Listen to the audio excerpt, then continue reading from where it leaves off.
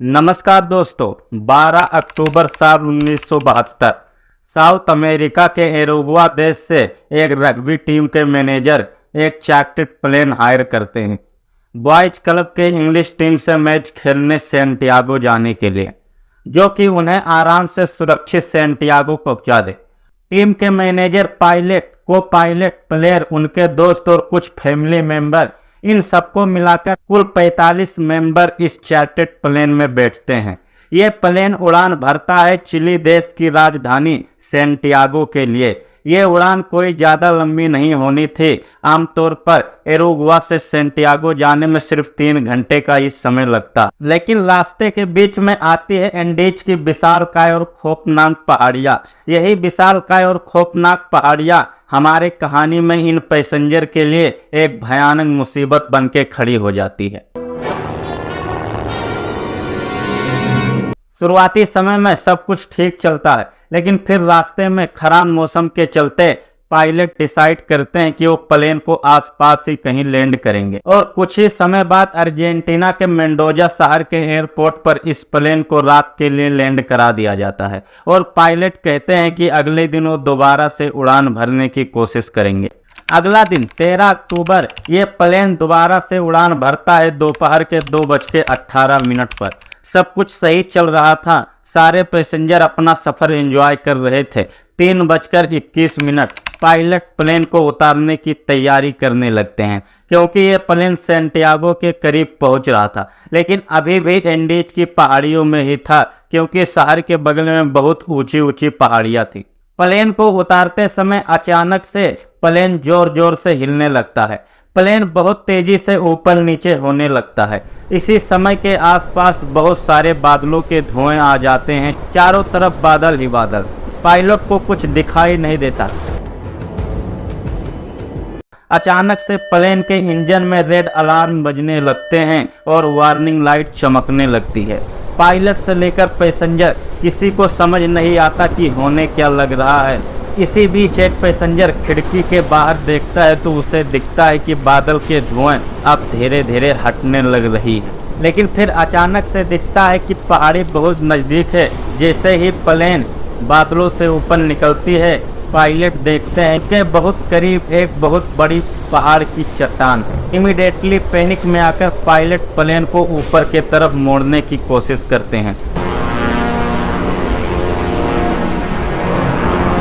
Plane का ground position alarm बड़ी तेजी से बज रहा है। पायलट भरपूर पावर लगा देते हैं ऊंचाई पर जाने के लिए, उस पहाड़ी से बचकर जाने के लिए, लेकिन अफसोस पायलट फेल रहते हैं। अब बहुत लेट हो चुकी होती है।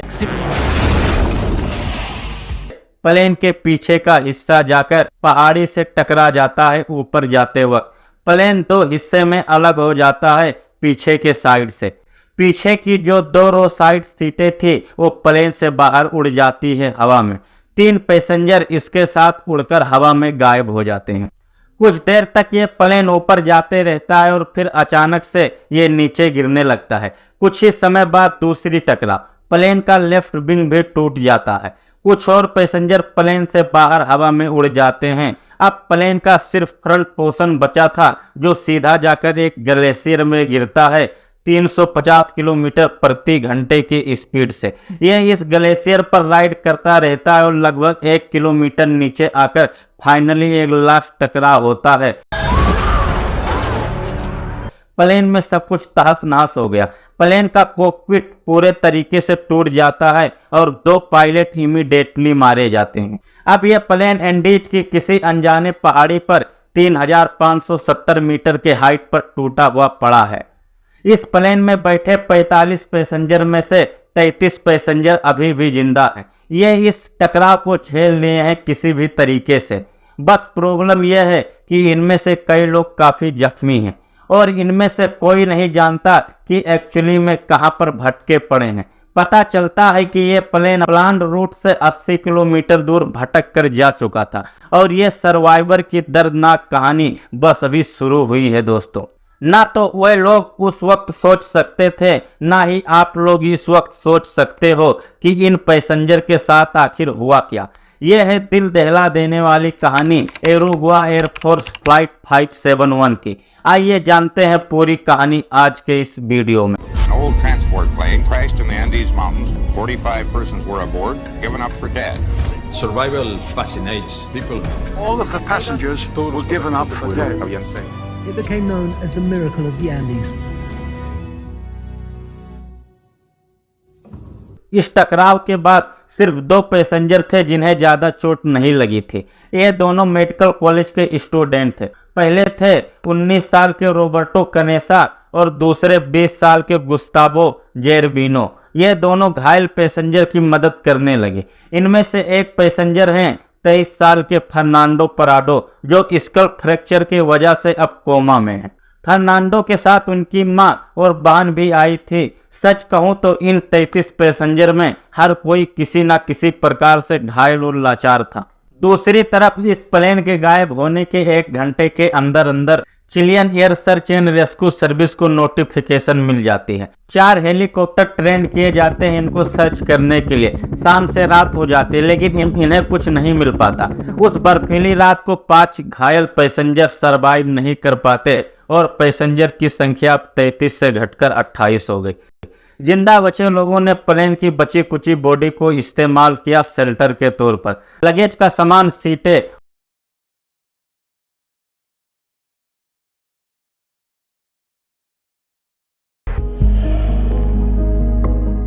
टकराव के अगले दिन 14 अक्टूबर अर्जेंटीना, चिली और एरुगुआ देश से 11 प्लेन भेजे गए लेकिन फिर भी इन्हें ढूंढ नहीं पाए। हालांकि इन्हें वो हेलीकॉप्टर दिखा लेकिन पहाड़ियों पर बर्फ होने के कारण रेस्क्यू टीम इन्हें देख नहीं पाई। फिर एक पैसेंजर प्लेन के ऊपर रेड कलर के लिपस्टिक निकालकर टूटे हुए प्लेन के ऊपर चढ़कर SOS लिखने लगा। पर इतने छोटे से लिपस्टिक से एक इतने बड़े आकार का SOS लिखना कि ऊपर उड़ रहे हेलीकॉप्टर के पायलट देख लें, यह इम्पॉसिबल था। फिर वो कोशिश करते हैं कि बर्फ में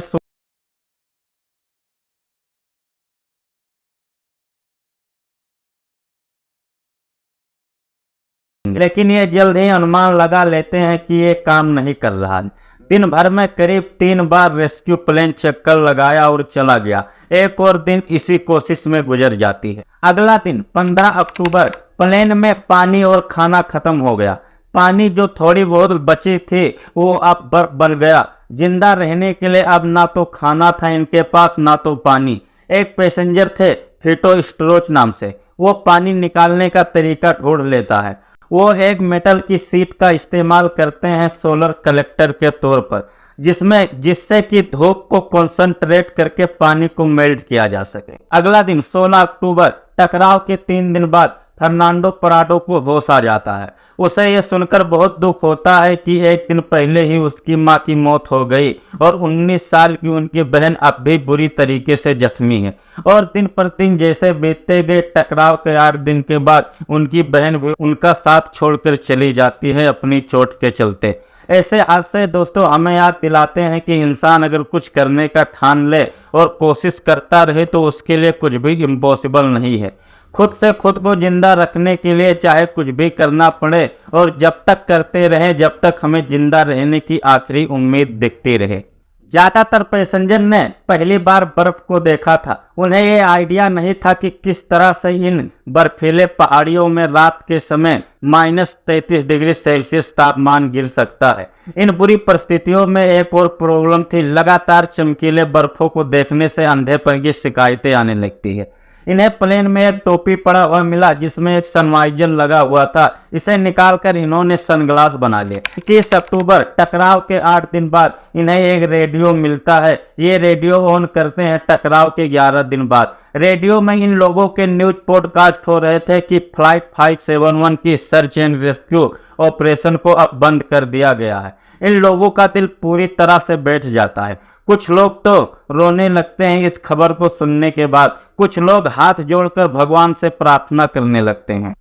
Feeling that the world is alive and they consider you dead. Fernando पराडो इकलौते थे जिन्होंने ज्यादा रिएक्ट नहीं किया था इस खबर को सुनने के बाद, क्योंकि उनके मन में कुछ और ही प्लान बन रहा था। 11वें दिन तक पैसेंजर को खाने की सख्त कमी महसूस होने लगी। इनके पास वैसे भी ज़्यादा खाना नहीं था। शुरू में ही 3800 मीटर ऊंचाई पर न कोई पेड़ पौधे थे, न ही कोई जानवर थे जिन्हें मारकर खाया जा सके।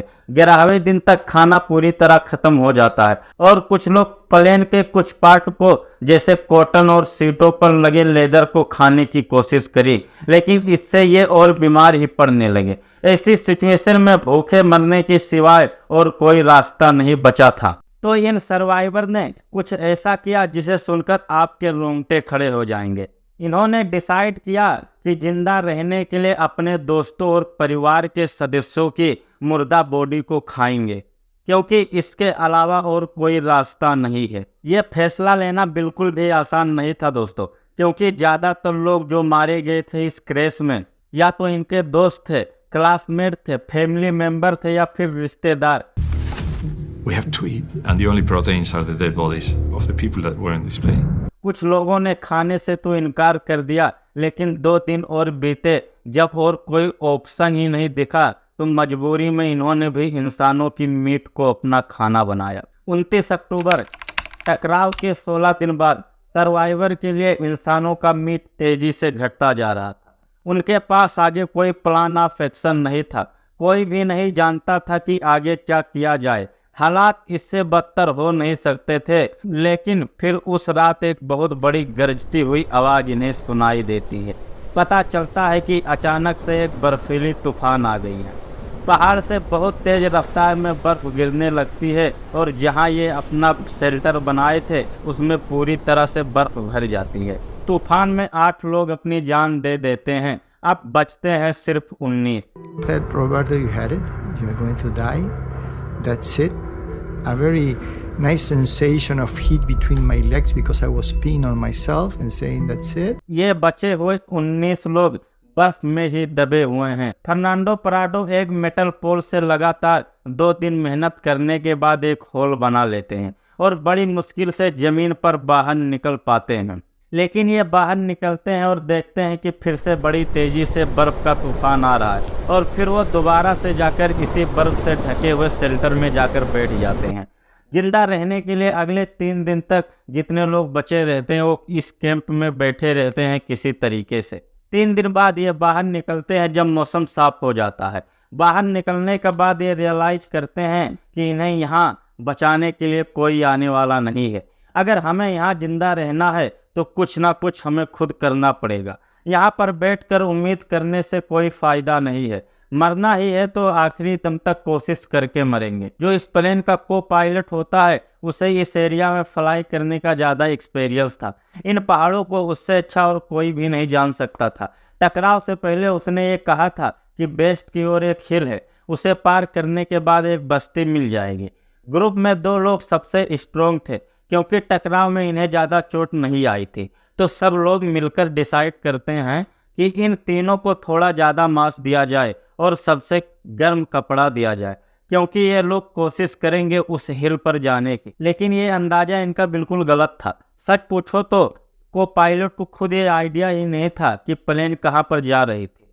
असलियत में इनका प्लेन 89 किलोमीटर ईस्ट में थी एंडीज पहाड़ियों के बीचों बीच। लेकिन टकराव के 33 दिन बाद 15 नवंबर को ये 3 लोग निकल पड़ते हैं मदद ढूंढने के लिए। कुछ घंटे तक ईस्ट में चलने के बाद इन्हें अपने ही प्लेन का पीछे का टूटा हुआ टुकड़ा मिलता है।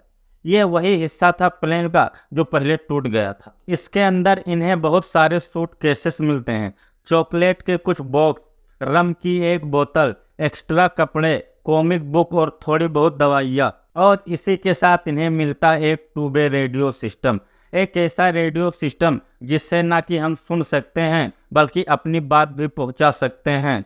लेकिन अफसोस ये रेडियो काम नहीं करता। बात असल में ये थी कि इसकी बैटरी डेथ हो गई। इन्हें कनेक्ट करने का इनके पास और कोई जरिया नहीं था। कुछ दिन तक ये पूरी कोशिश करते हैं रेडियो चालू करने की, लेकिन जल्द ही रियलाइज कर लेते हैं कि कोई और रास्ता नहीं है। जिंदा बचना है तो वेस्ट के डायरेक्शन में हमें पैदल चलना होगा। 11 दिसंबर टकराव के 59 दिन बाद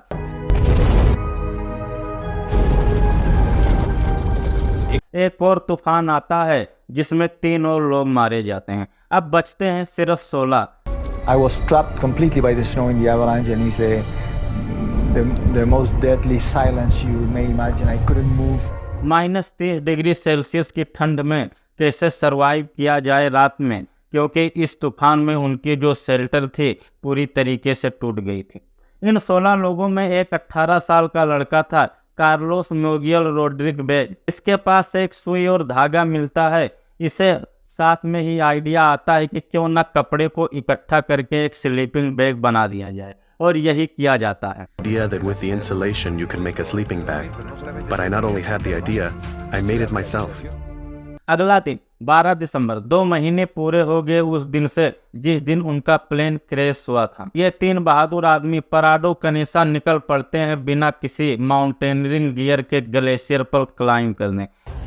The only certain thing was to the west was Chile. इन्हें अभी भी लगता था कि ये सिर्फ कुछ ही किलोमीटर दूर हैं। इन्हें उम्मीद था कि ये 2-3 दिन के अंदर ये चलकर मदद ढूंढ लेंगे, इसलिए इन्होंने सिर्फ 3 दिन का ही मीट सप्लाई पैक करी थी। And you can imagine, without any skill, without any training, you're like a child when you are confronted with a snow slope. You try to go straight up, you might be using your hands and your feet, you're slipping, you're sliding, and for every step that you go up, you slide back a half a step. पराडो ठंड से बचने के लिए 3 jeans एक के ऊपर एक पहने हुए थे। अपनी शर्ट के ऊपर 3 स्वेटर और पैरों में इन्होंने 4 जोड़ी मोजे और इनके ऊपर एक प्लास्टिक शॉपिंग बैग। इससे आप अंदाजा लगा सकते हो कि कितनी बुरी ठंडी थी। धीरे धीरे कदम से कदम मिलाकर ये आगे बढ़ते रहे। दूसरा दिन आया, तीसरा दिन आया और चौथे दिन की सुबह इन्हें महसूस होता है कि उनकी ये अनुमान कितनी गलत है। इन्हें दिखता है कि रास्ते तो खत्म ही नहीं हो रहे। खाने की कमी की वजह से बिजनेटिंग डिसाइड करते हैं कि वो वापस आ जाएंगे जहां पर बाकी लोग हैं, और 2 लोग ही आगे जाएंगे ताकि खाने की थोड़ी बचत हो पाए। पराडो और कनेसा आगे बढ़ते रहते हैं। 3 घंटे बाद ये पहाड़ी के ऊपर पहुंच जाते हैं और इन्हें दिखता है कि चारों तरफ सिर्फ दूर दूर तक पहाड़ियाँ ही पहाड़ियाँ हैं। आसपास बर्फीली पहाड़ियों के अलावा कुछ और नहीं है। पराडो बड़ी मुश्किल से कोशिश करते हैं ढूंढने की कि कुछ तो और दिखाई दे। फिर दूर वेस्टर्न होराइजन में इन्हें दिखता है कि 2 पहाड़ियों की चोटी पर बर्फ नहीं है। यह कहते हैं कि हमें इस डायरेक्शन में ट्रेवल करना चाहिए, हार नहीं माननी है। ये दोनों कई दिन तक चलते रहते हैं। फाइनली ये एक घाटी पर पहुंचते हैं, एक ऐसी घाटी जहां पर इन्हें एक नदी बहती हुई दिखाई देती है। ये नदी के साथ साथ चलते रहते हैं। फाइनली 9 दिन तक नदी को ट्रैक करने के बाद 20 दिसंबर को इन्हें इंसानों की कुछ प्रेजेंस दिखाई देती है। खेतों में कुछ गाय दिखाई देती है। ये इतने कमजोर और थक जाते हैं कि वहां पर लेट जाते हैं। तभी इन्हें नदी के दूसरे छोर पर घोड़े पर बैठे 3 लोग दिखाई देते हैं। पराडो चिल्लाकर उनको बुलाने की कोशिश करते हैं, लेकिन ये नदी की लहरों की आवाज़ इतनी तेज थी कि उन्हें सुनाई नहीं देता। लेकिन इनका लक इनके साथ था। उसमें से एक आदमी पराडो और कनेसा को देख लेता है और उनकी तरफ देखकर चिल्लाता है और कहता है, टुमारो, कल मैं फिर से आऊँगा। अगले दिन वो आता है और साथ में कुछ पेपर और पेंसिल भी लाता है। वो इस पेपर को पत्थर के साथ बांधकर पराडो के पास फेंकता है। पराडो और कनेसा को पहली बार मौका मिलता है अपनी बात दुनिया तक पहुँचाने की। पराडो इस पेपर पर लिखते हैं स्पेनिश भाषा में, I come from a plane that fell in the mountain. मैं एरुगुआ से आया हूँ। हम 10 दिन से पैदल चल रहे हैं। मेरे घायल दोस्त प्लेन क्रैश की जगह पर मौजूद हैं। हमें जल्द ही मदद की ज़रूरत है, लेकिन हम नहीं जानते कैसे मदद मिलेगी। हमारे पास कोई खाना नहीं है। हम कमज़ोर हैं। हमारे पास चलने की भी हिम्मत नहीं बची है। प्लीज़ हमें बचा लो। हम कहाँ पर हैं? दूसरी तरफ इस संदेश को रिसीव करने वाला व्यक्ति चिली देश का एक किसान है, सर्गियो कटलान। वो इसको पढ़ता है और इशारे में कहता है कि मैं समझ लिया। अपने दोस्त साथियों से बात करने के बाद उसे पता चलता है कि हाँ, कुछ याद तो आ रहा है। कुछ 2 महीने पहले एक अखबार में मैंने पढ़ा था कि एक प्लेन क्रैश हुआ है। जब इन लोगों को याद आता है तो ये लोग शॉक्ड हो जाते हैं। इन्हें यकीन ही नहीं होता कि भला 2 महीने पुराने प्लेन क्रैश में अभी भी कोई जिंदा बचा है। ये अगले 10 घंटे तक घोड़े पर बैठकर वेस्ट की ओर चलते रहते हैं। फाइनली जब ये सबसे करीब शहर पहुंचते हैं तो ये खबर वहां के आर्मी कमांड को बताई जाती है। जैसे ही इनके कहानी के किस्से बाकी और लोगों को पता चलता है, ये इंटरनेशनल खबर बन जाती है। ¿Cómo pudieron sobrevivir ustedes? ¿De qué se alimentaban? Bueno, sobre ese tema, sí, no contestar. ये दिल दहला देने वाली कहानी सही मायने में दोस्तों अविश्वसनीय थी। चिली देश की एयरफोर्स इमीडिएटली 3 हेलीकॉप्टर भेजते हैं रेस्क्यू करने के लिए। 22 दिसंबर 1972 टकराव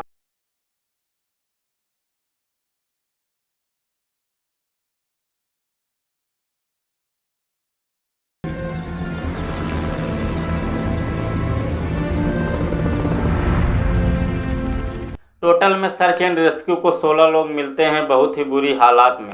इन लोगों के एल्टीट्यूड सिकनेस, डिहाइड्रेशन, टूटी हुई हड्डी, मेल न्यूट्रिशन, लेकिन सबके सब बच जाते हैं। ये कहानी दुनिया के सामने लेसन है उम्मीद को लेकर। अगर आपने ठान ली कुछ कर दिखाने की और आपके अंदर सब्र है, इंसानियत है, तो क्या नहीं कुछ करना पॉसिबल है। इसलिए इस डिजास्टर को एक और भी नाम दिया जाता है। वीडियो पसंद आया हो तो चैनल को सब्सक्राइब करना जरूर। मिलते हैं फिर एक और बेहतरीन टॉपिक के साथ अगले वीडियो में। बहुत बहुत धन्यवाद।